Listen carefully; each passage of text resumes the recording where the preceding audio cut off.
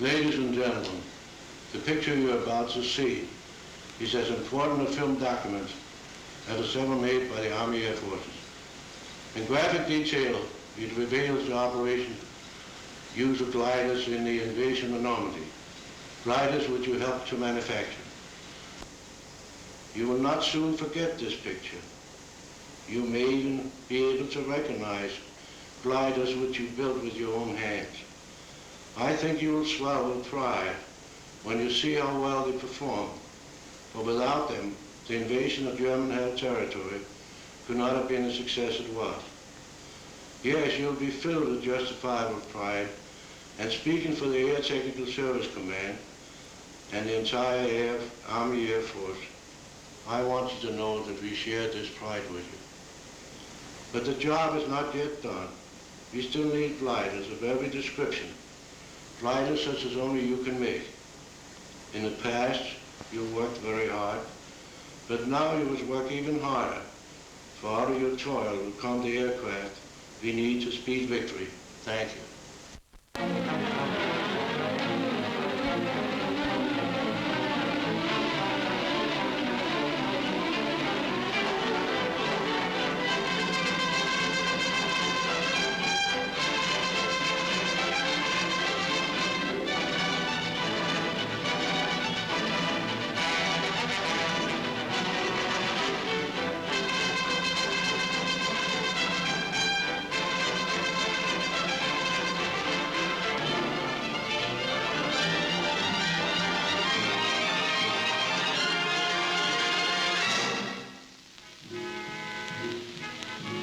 This is the story of the operation which began the assault on the continent of Europe. The 9th Troop Carrier Command will transport and resupply parachute and glider elements of the 82nd and 101st Airborne Division and will be prepared to transport elements of the British 1st Airborne Division as directed. The U.S. 101st Airborne Division will begin landing approximately 30 minutes prior to civil twilight on the morning of D-Day to assist the 4th Division in the initial assault and capture the town of Carentan. The U.S. 82nd Airborne Division will land to the immediate west of the 101st for the purpose of preventing the movement of enemy reserves to the east and north. Simple, isn't it? This mission, which reads so easily, calls for an attack from England on the continent of Europe.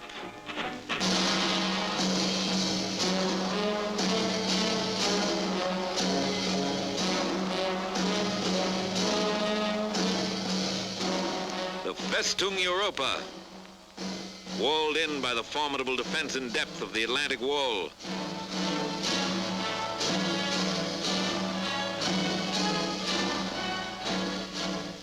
Mined, trapped, bristling with gun emplacements and fortifications.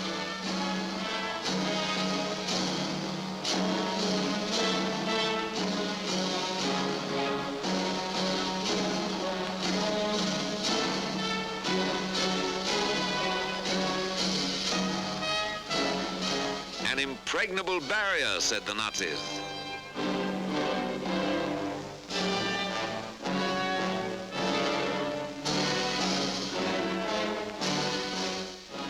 The combined chiefs of staff decided that frontal assault alone would not crack Fortress Europe.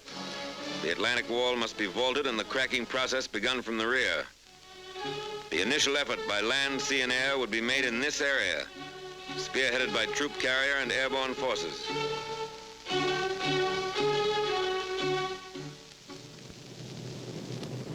But before the D-Day, there must be a number of lesser D-Days.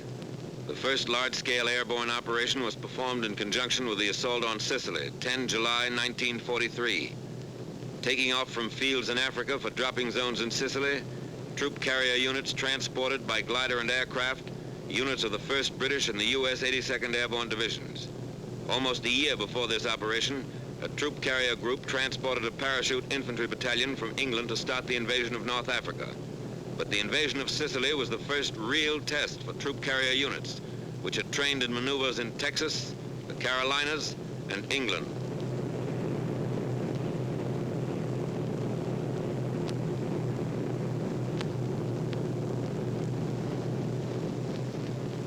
The Sicilian operation indicated there was much to be learned about the planning of an airborne operation.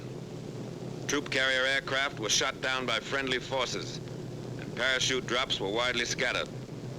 It was a tactical success, however, rich in experience for the units which would later participate in the assault on the continent. The lesson was driven home that more navigation aids were badly needed, that gliders must be landed at slow speeds, that some type of air brake was necessary to decrease the rate of descent of gliders going into small fields, that protection for the nose of the glider in rough landings should be provided, not only to protect the pilot, but to facilitate unloading. A technique had to be worked out for gliders landing on water.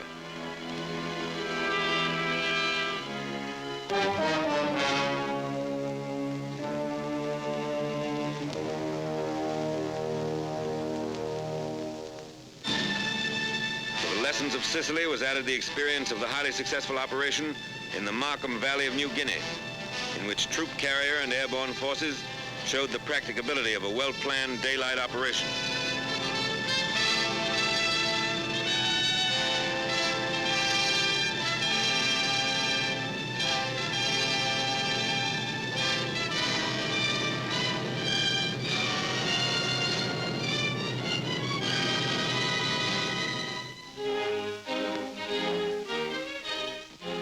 Back in the United States, many lessons learned from the operations in Sicily, Markham Valley, and Salerno were made a part of training and maneuvers.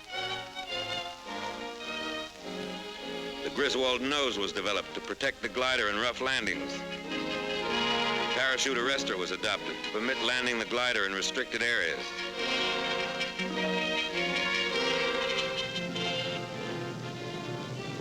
The intercom between tow plane and glider was introduced.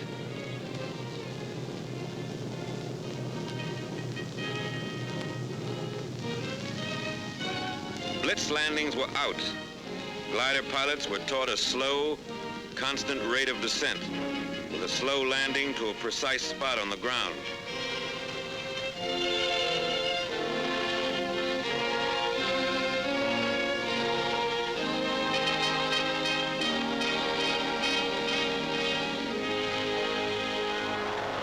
Many types of combat aircraft were suitable for towing the CG-4A glider. The B-25 was used. The P-38 performed its task well.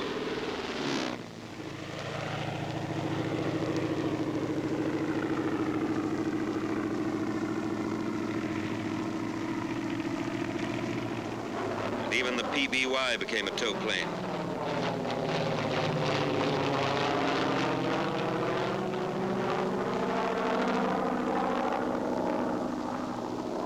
Note the takeoff of the PBY before the glider.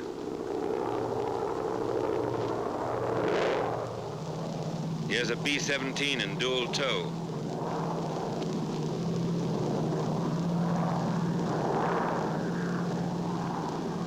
And a triple tow by a C-54.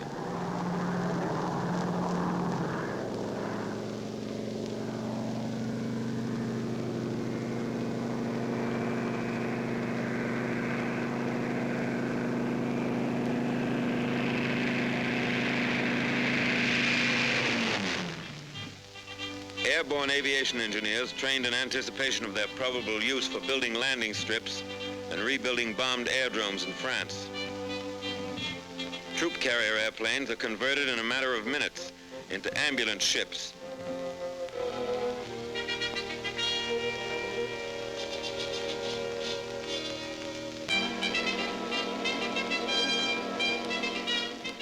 And from lessons learned overseas, grew the doctrine expressed in War Department Circular 113, employment of airborne and troop carrier forces. Doctrine was put into practice, and Circular 113 became the blueprint for all future airborne operations. Airborne and troop carrier units are theater of operation forces. Their employment must be an integral part of the basic plan made by the agency directing all land, sea, and air forces in the operation. The coordinating directive must be issued in time to allow realistic preparation and training by troop carrier and airborne units for the specific operation. Airborne troops must be employed in mass, and the bulk of the force landed in as small an area as possible. The use of highly trained Pathfinder teams dropped in advance to mark dropping zones and glider landing zones is essential. Procedures must be prescribed which will ensure that troop carrier aircraft on course at proper altitudes and on correct time schedules are not fired upon by friendly forces.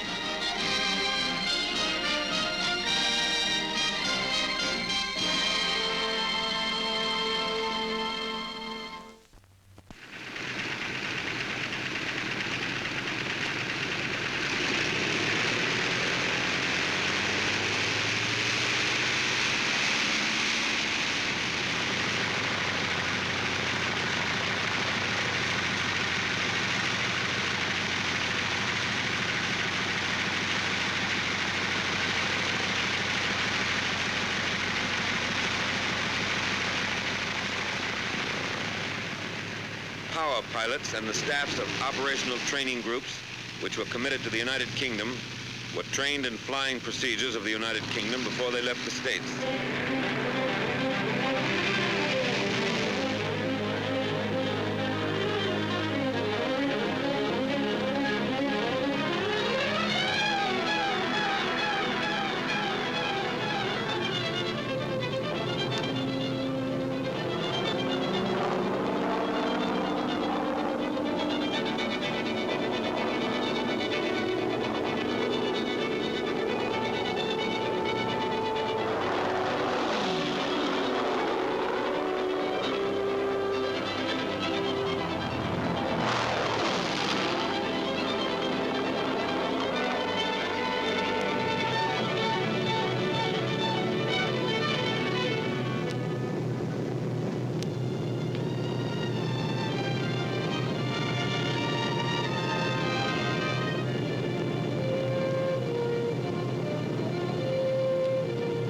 Low flying was emphasized, designed to prevent early detection by the enemy.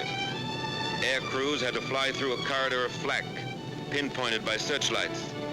Every aspect of operations in the United Kingdom, flying control, air-sea rescue, supply, British navigation, weather, all phases of theater training were covered before the units departed overseas.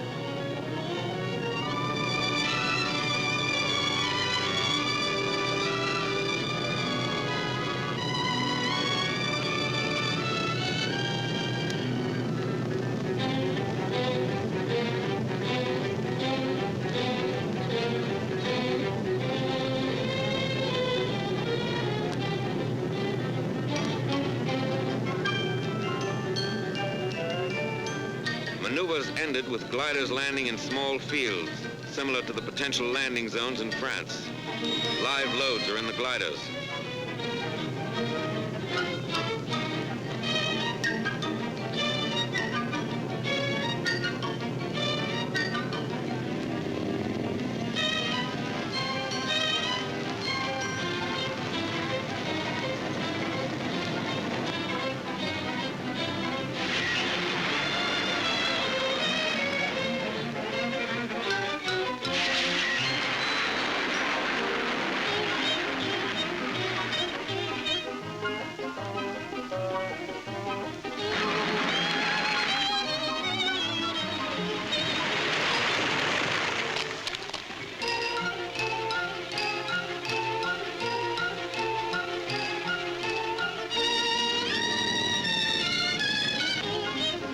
Airborne troops continue in their specialized tactics.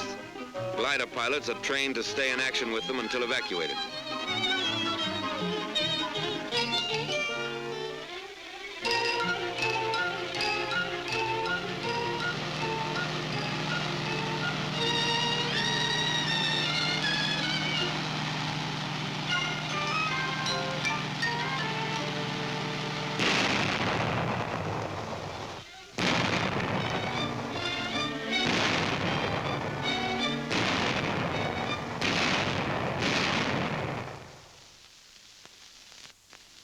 Meanwhile, in England, Supreme Headquarters was formed. The planning phase changed to the manning phase.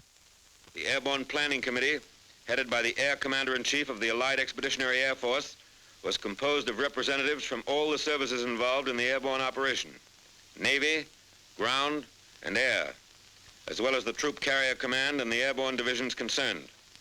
British ground crews helped assemble their own Horsa gliders before turning them over to Troop Carrier.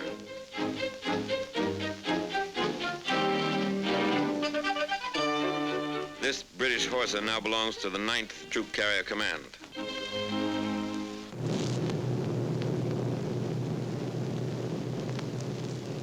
Each group now had 73 aircraft instead of the normal 52. The troop carrier force of 3 wings and 14 groups contained 1 experienced wing and 5 combat-wise groups from the Mediterranean. 3 planes in each squadron are equipped for aerial pickup.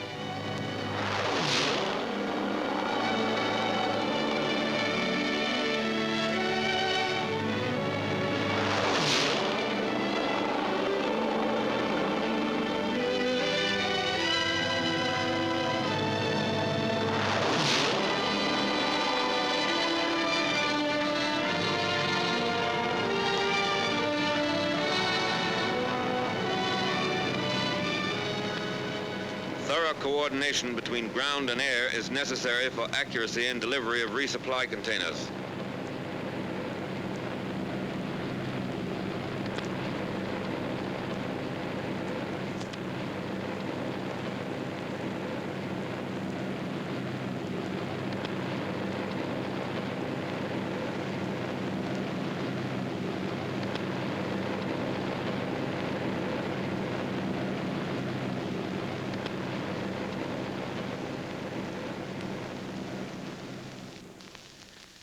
These men are pathfinders, a combined team of troop carrier crews and parachute technicians who will drop on objective areas and set up homing devices for the main aerial convoy.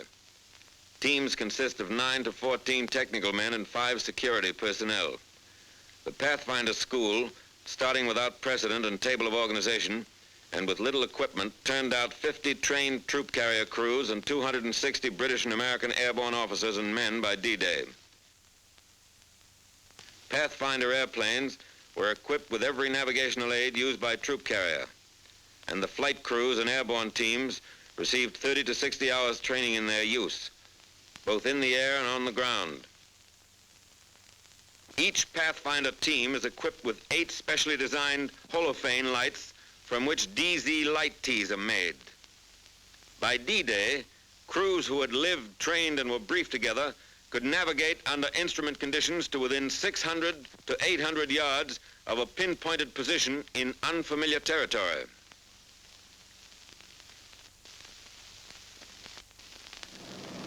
From March through May, 35 lower echelon and 3 full-scale command exercises were held, culminating in a full dress rehearsal for the operation against the continent. The times, loads, distances, and navigational aids were exactly as would be used in the assault. Landing zones were selected for their similarity to those in Normandy, which intelligence showed were 900 to 1,500 feet long and averaged 500 feet wide. Mosaics showed that the objective areas would hold 1,300 gliders. The Normandy fields were bounded by trees 15 to 75 feet high, along with numerous dense hedges.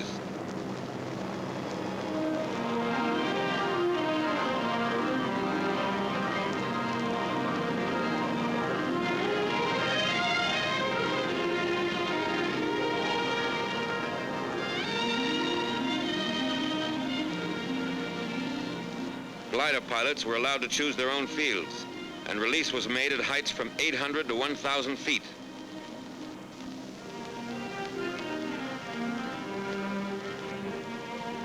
Both ideas were impractical. The high release made the gliders more vulnerable to ground fire and sacrificed accuracy. And when each pilot chose his landing field, there were too many conflicting patterns. Following this maneuver, it was decided that leaders were to choose the landing field for the 3 other gliders in his element, and the release would be made at 400 to 600 feet.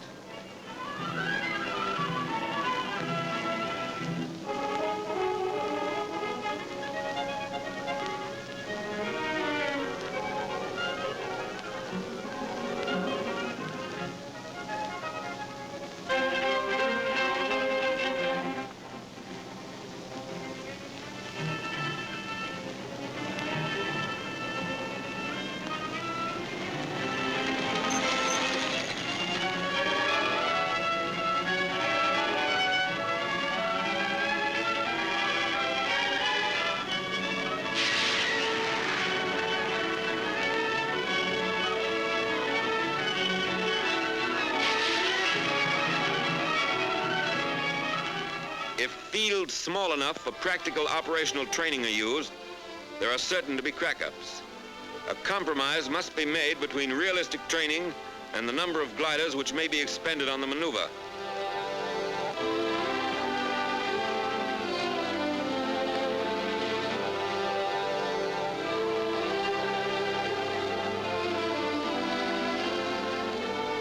One reason the percentage of Horsa crack-ups was to be so much higher in the actual operation was that a sufficient number were not available for extensive practice in full-load landings into small fields. Because of their rugged fuselage construction, most of the CG-4A gliders which sustain damage upon landing deliver their loads of personnel and equipment in fighting condition.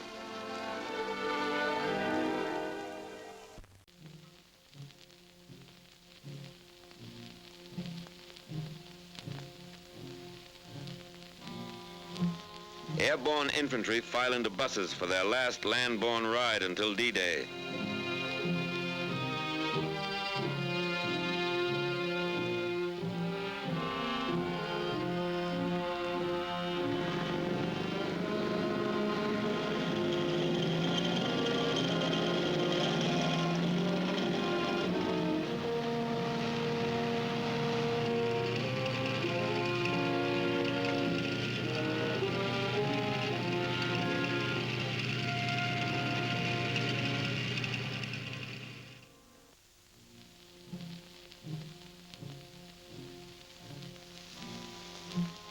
These hangars are their barracks until they climb aboard the airplanes and gliders.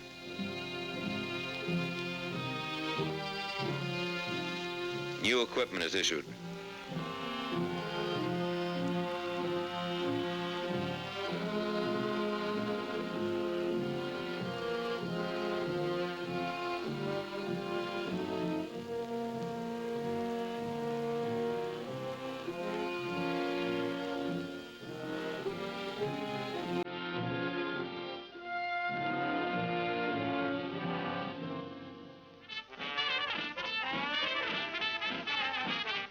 Nothing to do now but kill time. Nothing, that is, but to keep at the peak and to wait orders.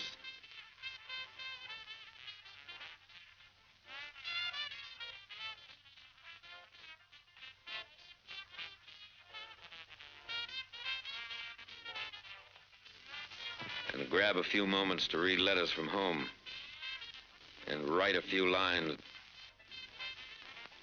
But this is business. And you want to be sure you're in business when the time comes. So you take inventory of your stock and trade and keep everything clean and shining and ready.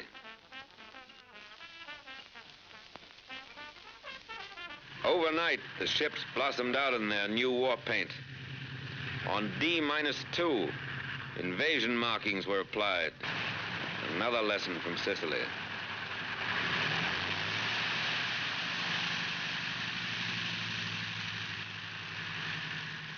Invasion money revealed the objective. By now, the High Command insisted that individuals should know their destination.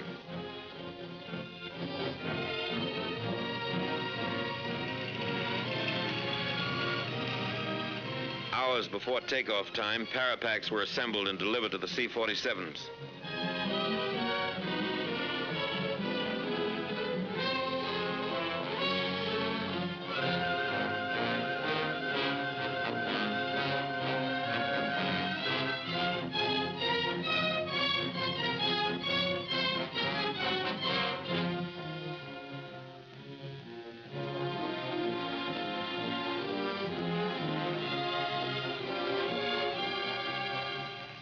LSTs received their quotas of troops who will cross the beaches and move forward if troop carrier and airborne have done their job. One glider regiment of the 101st was to go in by boat, as were some attached and supporting units of both divisions. The lift, or the required aircraft and gliders, was not available to put them in by air as early as needed.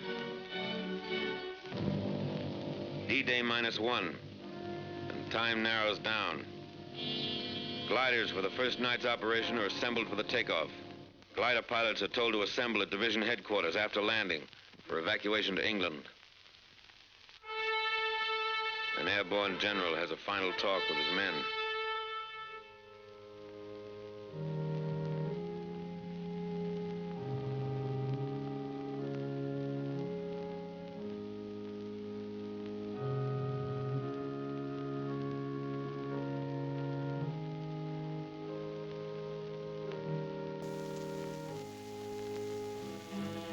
troop carrier and Airborne have their final inspection.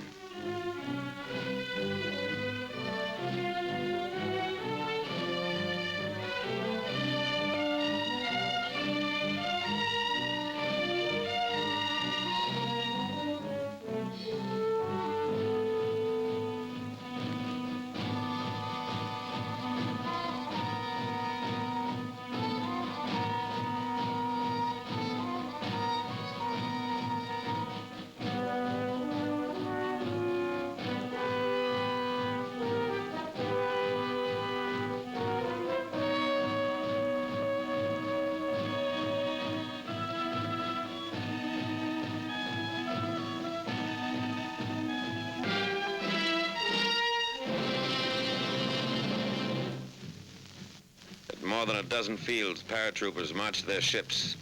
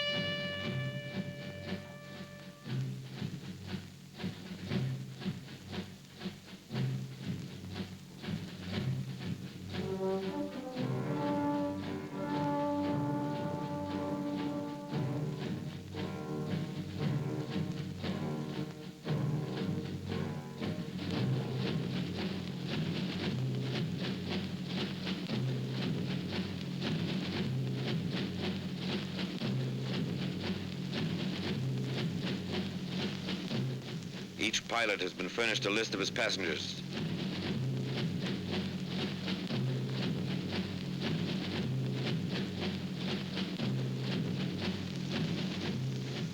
Parapacks are checked.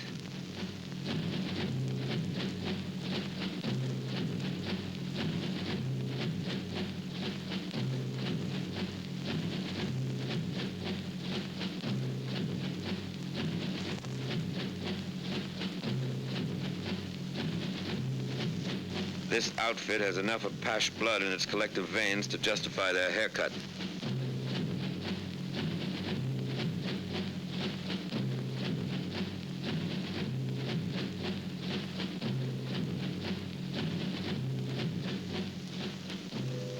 There is a message from the Supreme Commander.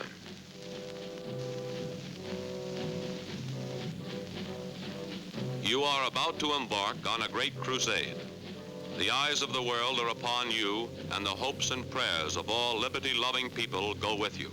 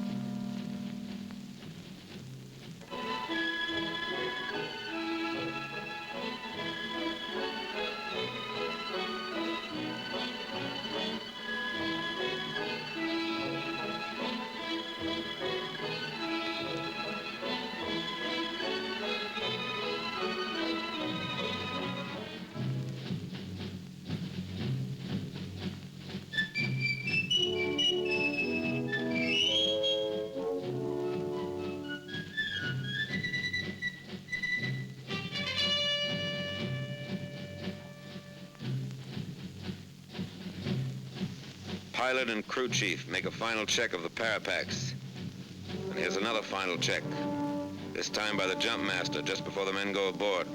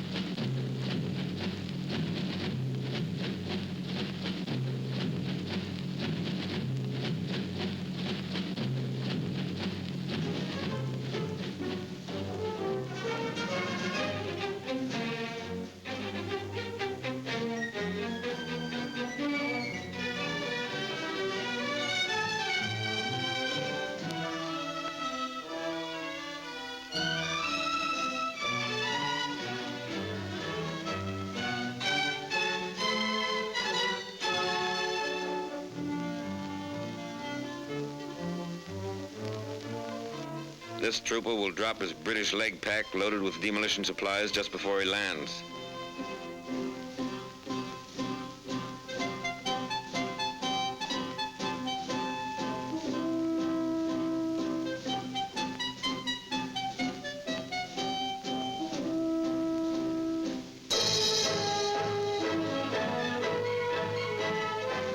At dusk, Pathfinder teams board the ships that will show the way into enemy territory.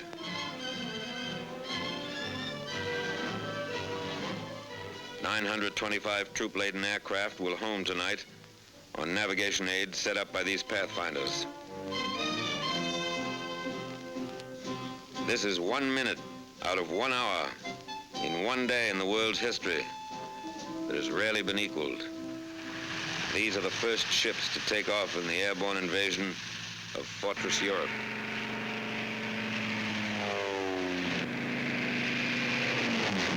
First Pathfinder ship is airborne at 21:54.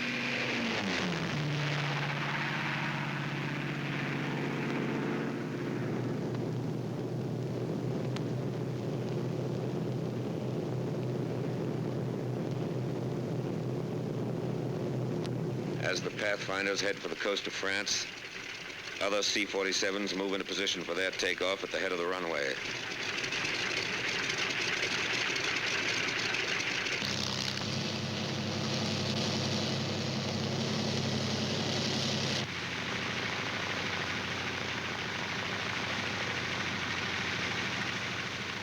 "30 minutes after the Pathfinders take off, the first serials of C-47s follow on the invasion path.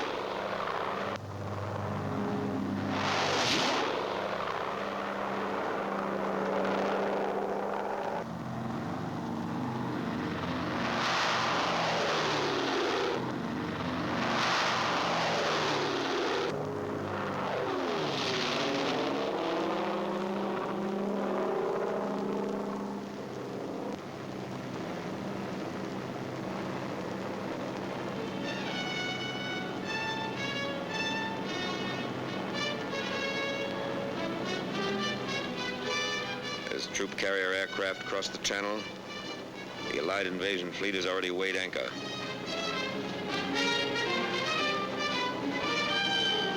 Sealing had been forecast as 3,000 en route, clearing at DZ, but actually is variable, 500 to 1,000. Visibility is poor. Stand up. Hook up.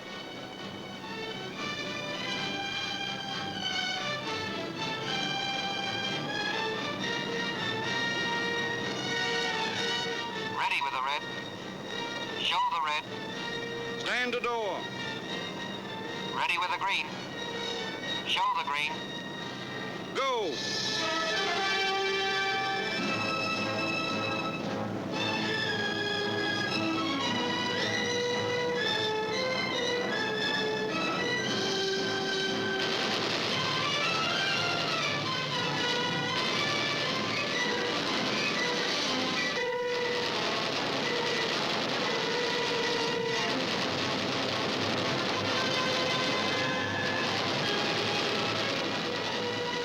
The unit landed squarely on the German 91st Infantry Division and other enemy troops. These enemy units were on maneuvers and were already occupying their assigned defensive positions. Surprise was gained only by the leading parachute unit, and subsequent serials found themselves under practically continuous ground and anti-aircraft fire while crossing the peninsula and upon landing. 821 airplane loads, 13,000 paratroops were delivered into DZs in less than 2 hours.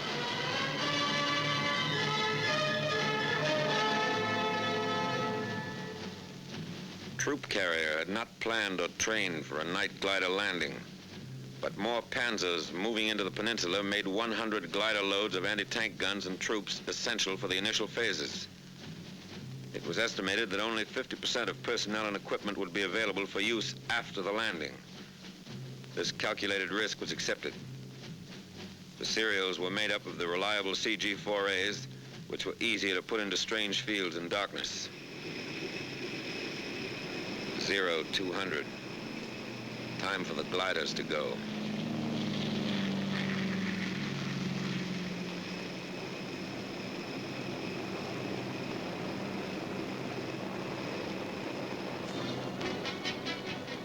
Cloud approaching LZ. Roger. Okay, cut loose. Roger. So long.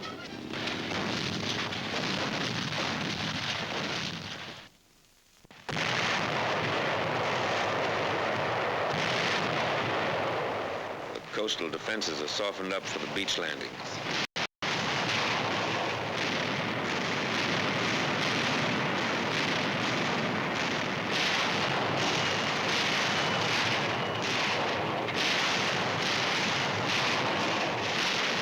Daybreak. The naval bombardment continues.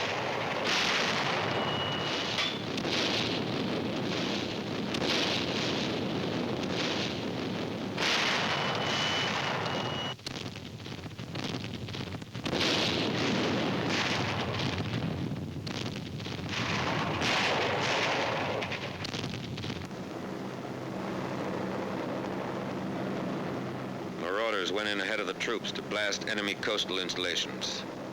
Priority number 1, air supremacy, had been obtained a long time before D-Day.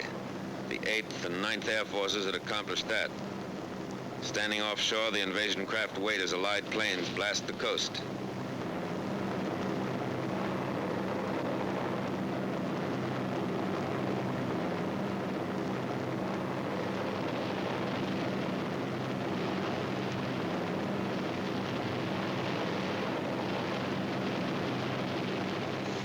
Allied surface ships come in.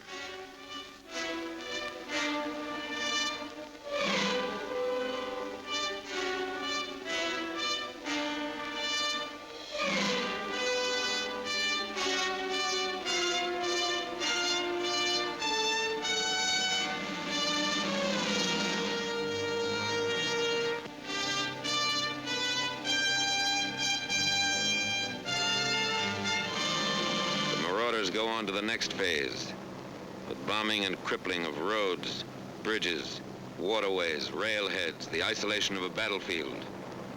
And the battlefield is isolated. No German reserves come through to the coast in any strength. The beachhead holds and grows as the Air Force piles up a record number of sorties.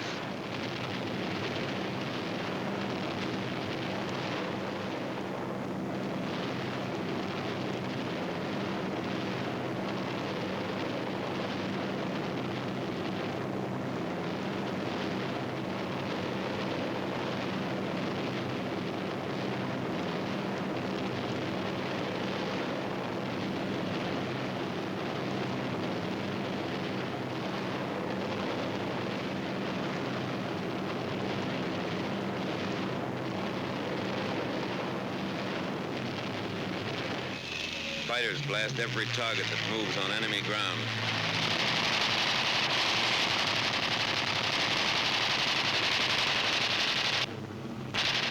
Any target of opportunity is legitimate prey.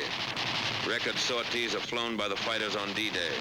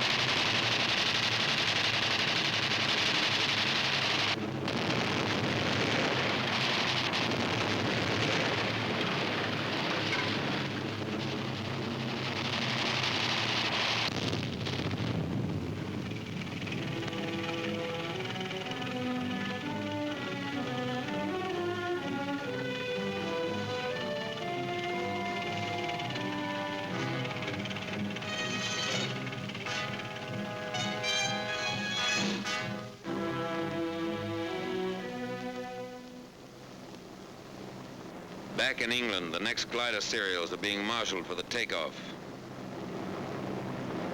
The C-47s are doing double duty. Back from the paratroop drops, They're ready to take off with gliders. Dual tow had been practiced in the States, but it was not used in this operation due to the extra time necessary for air assembly and to the additional marshalling space which it would require on the aerodromes.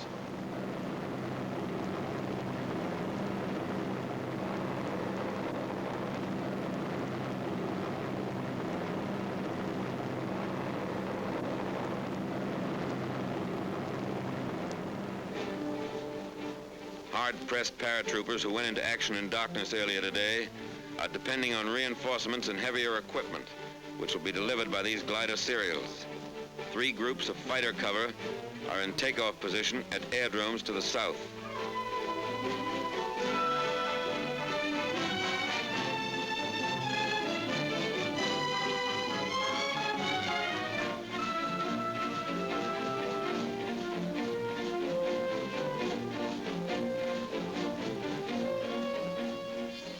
The coordinated British effort was made simultaneously by the British 6th Airborne Division, transported by RAF 38 Group on objectives around Caen.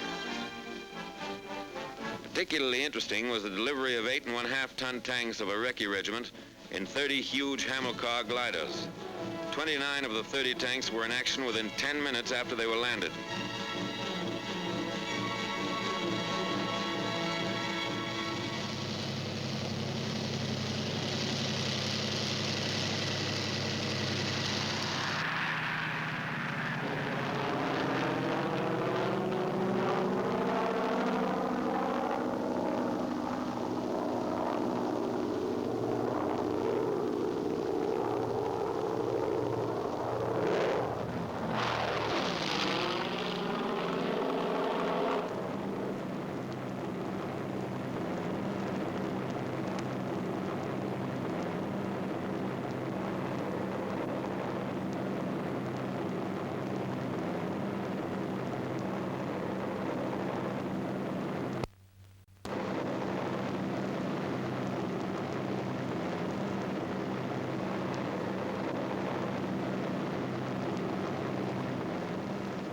Air superiority makes possible this daylight operation.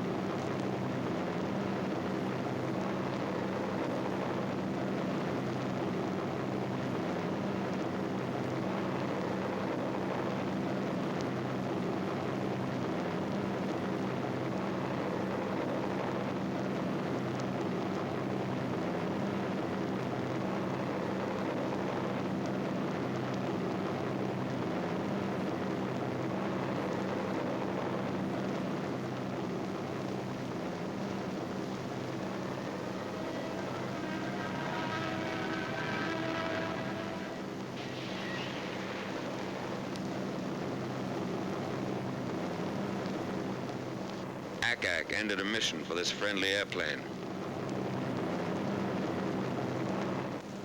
Two-way traffic, and it's congested.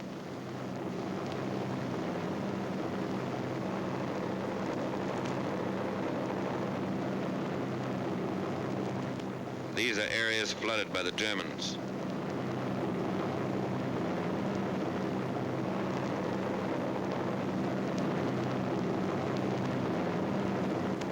Parachutes and gliders from the previous serials.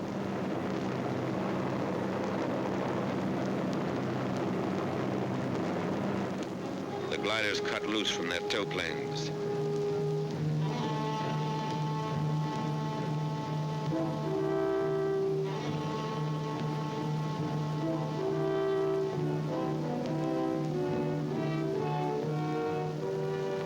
We have fighter cover all the way to the landing zone. Not even a lone German fighter was able to sneak through.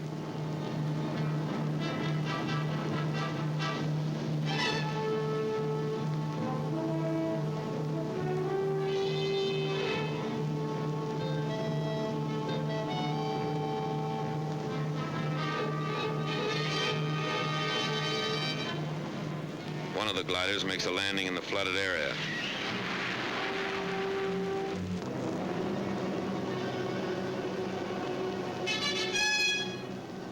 the staked fields intelligence warned us about.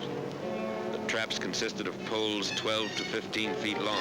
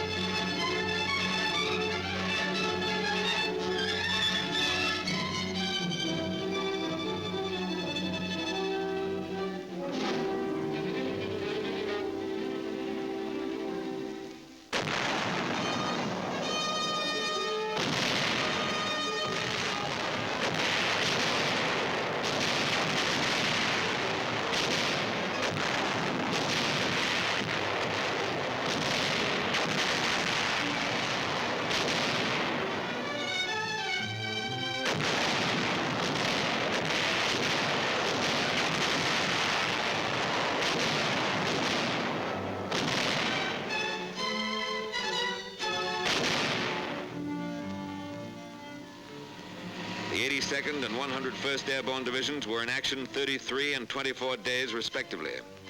The 82nd, having captured Sault-Mère-Église and secured the bridgehead across the Mer de Ré River, destroyed other river crossings, protected the flank of the 7th Army Corps, and drove west to the Douve River.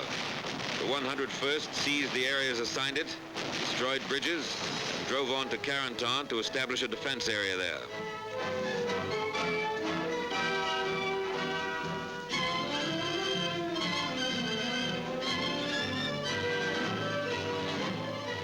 Troop carrier, the commanding general of the 82nd Airborne Division sent this commendation. Under most difficult conditions, including landing under fire in enemy-occupied terrain, glider pilots did a splendid job. On the ground, they rendered most willing and effective service, providing local protection for the division command post during the most critical period when the division was under heavy attack from three sides.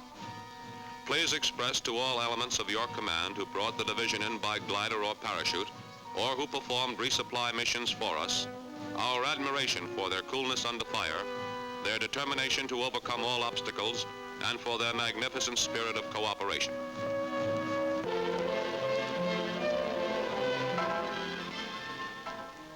This is part of the price paid for 6 and 7 June 1944.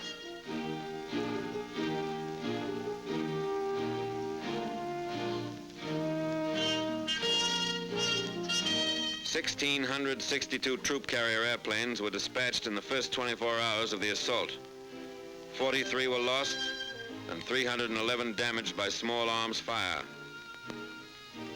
A lot happened here that cameras could never get. But a corporal with the Pathfinders remembers. We were covering the landing of the first bunch of gliders. We were pinned down by German fire across the field. As the men came running out, they stepped right into it and started to drop all around us. The German cannon blew one glider right apart. A veteran glider pilot. A night glider operation means more landing casualties and extreme difficulty in unloading. It is certainly not desirable if a dawn or dusk landing is at all practicable. A power pilot. I flew in a parachute serial the first night and the navigation aids really worked.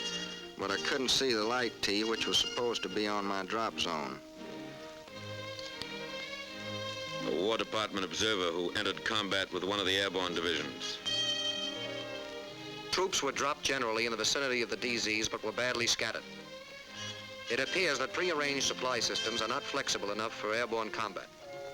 Supplies should be dropped as called for by local commanders rather than dropped in mass. Large-scale parachute resupply drops are wasteful and should be restricted to emergencies. More attention should be paid to switching over to ground supply as soon as possible. A troop carrier liaison officer. Our Pathfinder teams, in 2 cases I know of, suffered heavy casualties. The light Ts, which we expected so much help from, were only 10% operational due to enemy fire. 50% of the resupply drop landed in enemy hands. Communications didn't exist to advise latest serials of changes in the enemy situation. Troop carrier operations and communications personnel should move with the first parachute or glider units. 89% of the horses and 50% of the wackos crashed in landing. But 75% of personnel and equipment were ready for combat.